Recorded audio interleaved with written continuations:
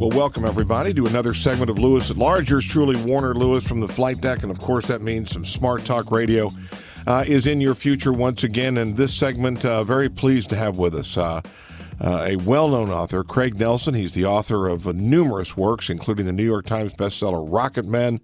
He also wrote The Age of Radiance, First Heroes. Thomas Paine has written for Vanity Fair, Wall Street Journal, National Geographic, Popular Science, et cetera, et cetera. He's a graduate of UT Austin, also has a Bachelor of Science in the Humanities. He graduated from the USC Film School and the UCLA Writing School.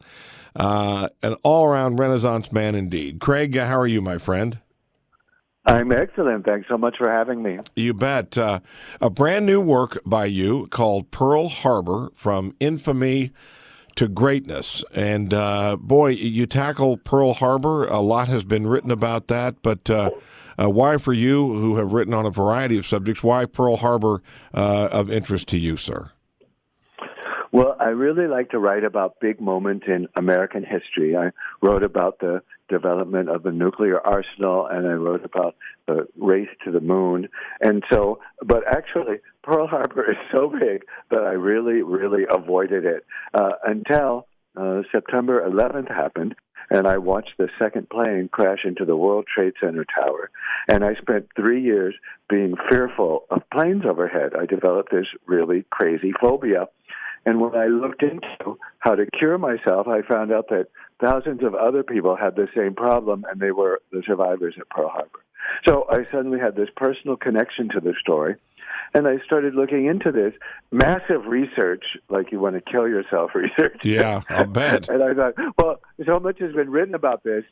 Is there anything new to say? You know, and that was our first big goal. Me and the research team was there something new to say? Well, let's start right there.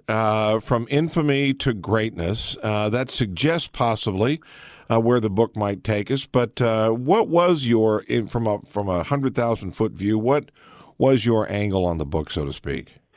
Well, I really realized that the America we live in now was affected more by Pearl Harbor than it was by 1776. That the size of our military, our foreign policy, our role on the world stage, all of these things grew out of Pearl Harbor. And in fact, you can see an awful lot of what America does in the world as an attempt to keep World War III from happening, all of which begins at Pearl Harbor. So to see what this battle did to us and how it changed us and how it's still affecting us 75 years later was an amazing thing to see.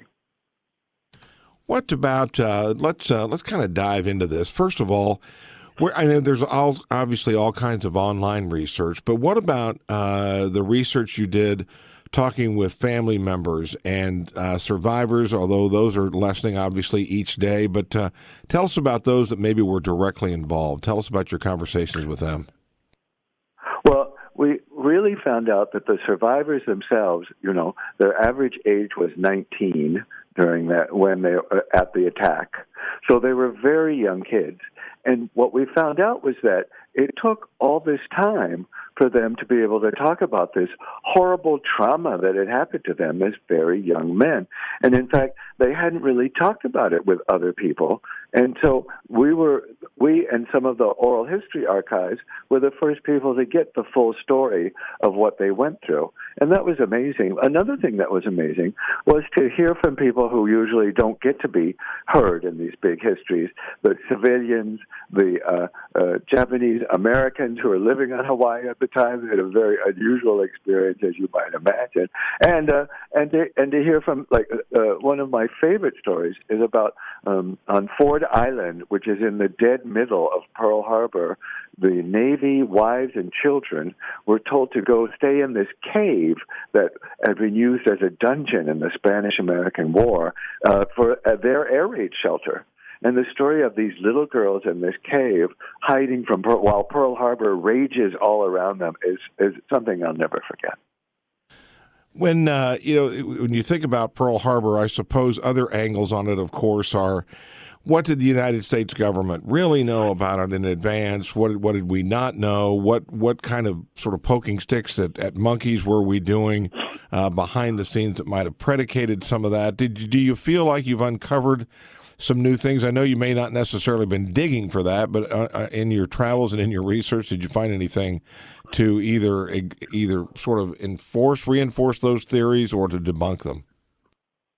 Well, what I really found was that almost nonstop for year after year, the military would tell Roosevelt that the United States was the most powerful military in the Pacific, and the Japanese wouldn't dare attack us. And Pearl Harbor was the Gibraltar of Asia, and no one would come near it. And we had 43,000 troops stationed there, and we have state-of-the-art technology, and they just said this again and again and again. And I'm convinced that led to Roosevelt being really belligerent in his dealings with the Japanese. And then on November 5th, 1941, a month beforehand, he gets a memo from the head of the Navy and the head of the Army saying, you know what, actually, we aren't that powerful in the Pacific. Japan is a lot more powerful than us. You need to play for time. And it was already at a crisis level. And for all of those people who have doubts about Roosevelt, if you look at this history, starting November 5th, 1941, Roosevelt does everything he can to get the Japanese from ramping up hostilities with America. He offers a new way of living together. He tries to get them to sign a temporary peace agreement. He writes directly to the emperor behind the backs of the diplomats.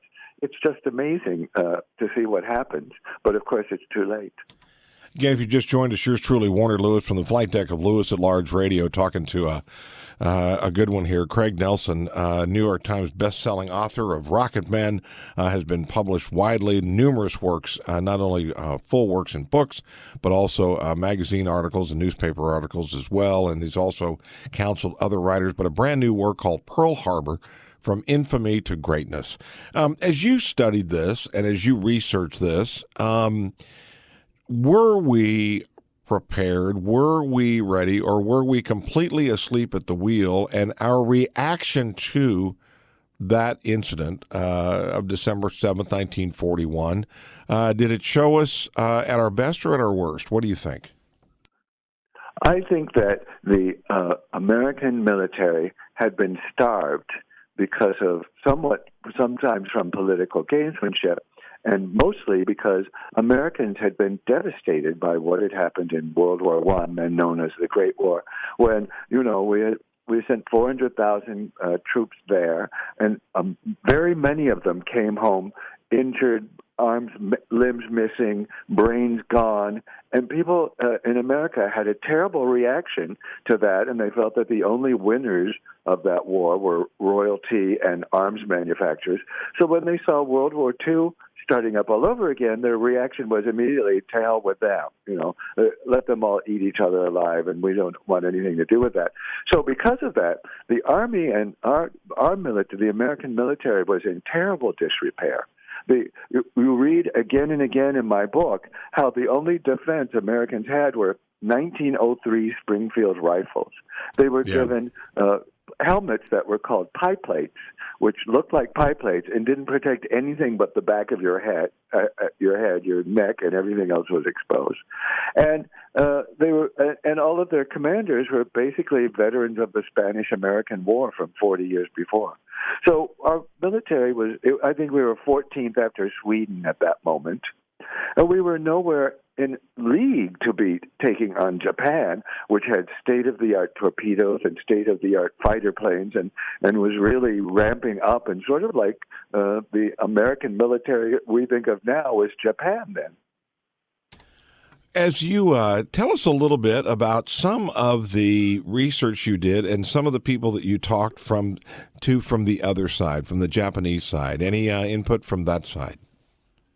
Well, the great information that came from them was, as I see it, we've always been taught in America that the Japanese were just like the Nazis. They were this unstoppable force of fascism that was going to take over Asia, and all we could do was go to war with them, and there was no other option. And what I found from the new research coming out of Japan is that, in fact, the government was constantly wavering, that the entire Navy did not want to go to war with the United States. The Army had to sort of browbeat them into it. The Emperor tried sort of vaguely to stop things from happening. And even the most militant, the most vile guy in Japan, Tojo, who ends up running Japan and taking them to war against the United States, he had second thoughts. So one of the things that's sort of fascinating to me is how many moments the United States, if it had handled things slightly differently, might have had a treaty with Japan, and we would never had a Pearl Harbor. What, again, there's a lot of theories on this one too, but in your opinion, what was the theory, and what did they think they could possibly gain by doing this? I'm sorry, what theory? What do you believe are there theories that you hold or that you've researched from the Japanese position? What do you believe they were truly going to achieve by a single attack on Pearl Harbor? Did they believe we would truly not react? The Japanese were planning on an enormous takeover of Southeast Asia called Operation Number One. It was the most extraordinary attack. It made the blitzkriegs of Nazis in Europe look minor because they were going to take over all of coastal China, significant provinces in China, Hong Kong, Singapore, Malaysia, everything of Southeast Asia, the isthmus, except for Thailand. And they would be basically the rulers of Asia, all of Asia until the border of India. They wanted to take this over, and all they were doing at Pearl Harbor was protecting their flank to keep the United States from interfering with them. And their entire theory was that if they did a devastating attack on Pearl Harbor, the American public wouldn't be willing to go to war against Japan, and they could negotiate a peace treaty, and they would be left alone to pursue their imperial ambitions. That's all it was to them. So in Japan, Pearl Harbor is a very minor story. And in America, it's probably the biggest story in American history still to this day. What, Craig, when you look back on Pearl Harbor and you talk to military people and as you read, it sounds sort of simplistic, but truly, what would we have done differently? What would have been done differently a week, a day, a month in advance of all this? I really don't know that we were in any way ready, except for various things that happened from the local commanders on the ground that they did the opposite of what they should have done. One of the really shocking things to discover was that when they sent the war warning, which is, we believe a war is about to break out at any minute and you need to follow the war plans, the war plans for the Hawaiian fleet was for them to set sail. They were not supposed to be sitting in the harbor with all the senior officers asleep in their suburban homes. So that's part one. Part two, when the general in Hawaii, Walter Short, received his war warning, he wrote back that he's instituted Alert Number One. But no one mentioned at that moment that Walter Short had changed all the alert numbers. And in Washington, Alert Number One was to go to full force defense and attack. But in Hawaii, Walter Short had changed it so that Alert Number One was the least response. It was looking out for local saboteurs. So people who try to defend the behavior of Kimmel, the head of the Navy, and Short, the head of the Army in Hawaii, seem to be leaving out this point. What about as you go to if you go to Pearl Harbor now? It is an interesting array of people that are still drawn there, and not only American, but Japanese and people from around the world. There's almost a unique piece to it, isn't there? Well, one of my favorite stories in this book, and it breaks my heart every time I tell it, is that after the war was over, one of the lead dive bombing pilots, Zenji Abe, learned that Japan had not declared war before the Pearl Harbor attack, and he was filled with guilt and shame. And Abe went around the country to find all the other crews that had participated in the attack, and he got as many as he could to sign a letter apologizing to the United States. And he arrives in America with his letter, and he tracks down one of the officers of the Pearl Harbor Survivors Association. And he goes to the man home, and he can't really speak English all that well, but he sort of explains what's going on. And the guy says he can take that letter and shove it up his butt and slams the door on him. But Abe doesn't give up. He comes back to the next reunion with some of his other aviators who were there in the attack. They show up at the reunion on December 7th in Hawaii to apologize. And pretty much no one will listen to them except one man. And that man was a Marine bugler on the West Virginia named Richard Fisk, who not only survived Pearl Harbor, he went on to survive Iwo Jima. And he had such a hatred of the Japanese that he couldn't even imagine having anything to do with them. Just thinking about Japanese people made him physically ill. And these three Japanese men, they're now, of course, now everyone's quite aged, approach him and to tell him they're sorry, and he just reaches up and starts hugging one of them. And all of a sudden, the dam breaks loose, and Abe arranges for Fisk to, once a month, go to the Pearl Harbor Memorial at the Arizona and lay down a white and a red rose and play taps, both the American and the Japanese version of taps. And Abe finances this as his method of saying he's sorry. And Fisk did it until he died, and he received the Order of the Chrysanthemum from the Emperor of Japan for his improving friendships with Japanese and Americans. And when right before he died, a Japanese tourist came up to him and put his hand on his wrist and burst into tears. And Fisk said, "You have nothing to apologize for. We were at war. We were soldiers. And besides, my daughter married a Japanese guy. What can I do?" Again, if you just joined us, Warner Lewis here from the flight deck, of course, of Lewis at Large Radio. We're talking to Craig Nelson, New York Times best-selling author, and a brand new work called Pearl Harbor, From Infamy to Greatness, an examination from yet another angle of that extraordinary and important incident in American history. One thing I did want to touch on was there's some interesting sort of tidbits sort of woven throughout the book, and one is about the mysterious ad in the New Yorker that was published just a few weeks before the attack.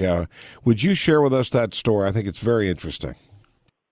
It is a tremendous little story. It's on November 22nd, 1941. There's this bizarre ad in the New Yorker saying, "Have you played Chicago's favorite game, the Deadly Double?" And it shows people in an air raid shelter, and the entire ad is, you don't be bored in your air raid shelter. Play this Deadly Double game. And it shows pictures of weird dice, one of which has a 12 and the other has a 7. And the whole thing is really creepy looking. And the military intelligence saw this ad and thought it must mean something, and they showed up at the New Yorker's office, but they could not track anything down because the person who bought the ad had shown up with the mechanicals, which are the production materials you need to produce an ad, and he paid for it in cash, and the game and the company that supposedly made it never existed. So it's a lingering mystery of Pearl Harbor. We still don't know today what that was. And those, it seems very odd if you were sending out a warning to Japanese and German agents in America about Pearl Harbor. You do it in the New Yorker, but I guess anything is possible.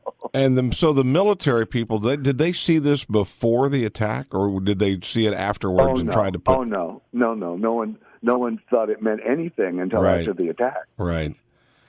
Right. That's boy. I don't know that I've heard that story before. The only really true direct warning that happened before the attack was a fantastic character named Dusan Popov. And Popov was a triple agent. He was a spy for Yugoslavia and the British and the Germans all at the same time. And he's one of the great inspirations for James Bond. And Popov is paid by the Nazis to come to America with a 3-page questionnaire that he's got to fill out, detailing all this military information. And a third of the questionnaire is about Pearl Harbor. And he thinks this is terribly suspicious.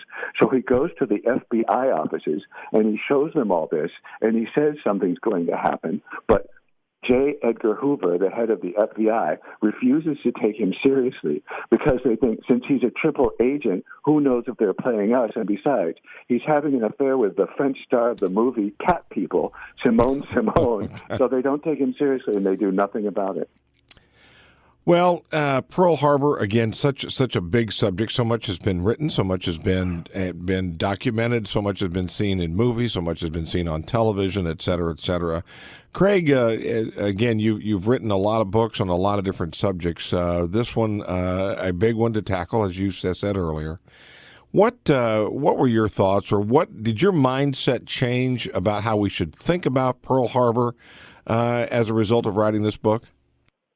Well, what I really decided, and the reason it's called From Infamy to Greatness, is because if we did not have Pearl Harbor, if we had negotiated a treaty with the Japanese, we would not have had to fight on 2 oceans and 3 continents.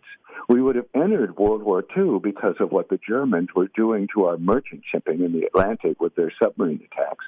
But we probably would have entered it as something of England's little brother. So if you take this entire situation, Pearl Harbor is really what made America the global superpower it is today. But it did something else that I think is amazing.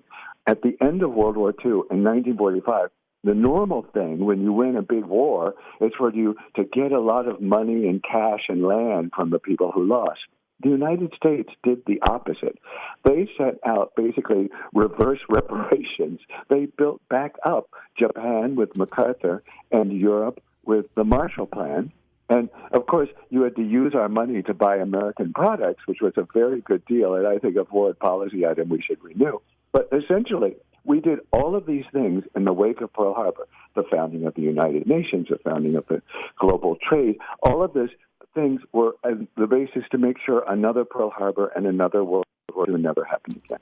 And that has been successful for 70 years. Yeah. Do you believe that from what you see, and I know you don't hang around the public schools, but overall, history books, history lessons, history perspective is teaching Americans the proper perspective on Pearl Harbor? Well, no, unfortunately not, because it's really sort of glossed over. And it's a shame because, for example, there's a lot of resonances between Pearl Harbor and 9/11. And probably the major one is mistreating people that we don't really think of highly and don't think are capable of doing anything to us. That's part of it. Part of it is having sort of a big head when it comes to our military, not paying attention to people on the ground. The FBI ignored people in both cases. But finally, really, in the end, in both cases, the attacks were completely unimaginable and incomprehensible to American leaders, and that's why they were successful. Well, again, the work is Pearl Harbor, From Infamy to Greatness by Craig Nelson. Craig, before we get out of here, a couple things. What's on the docket for you next? Oh, taking a long vacation. I'm doing 22 appearances over the next 2.5 months, and then I'm going to go sit by a pool. There you go. Good idea. Well, how can people get a copy of the book and also check out some of the other work and writings that you've done? Well, I have both a book and an audio out, so you can listen to it in the car. It's almost 20 hours, so that's a good 2-week commute for most people. And the book is available everywhere. It's at Barnes & Noble. It's at Amazon. It's all over the place. And then if you go to my website, craignelson.us, you can see where I'm appearing, so I will sign your book for you if you come and see me. Okay. Boy, I appreciate it very much. Thanks for the research that you've done, another perspective on Pearl Harbor. Best of luck in the future, and we would love to have you back on this show one more time if you'd be willing. Absolutely. You bet. It's been great. You bet. We will be back with more right after this on Lewis at Large.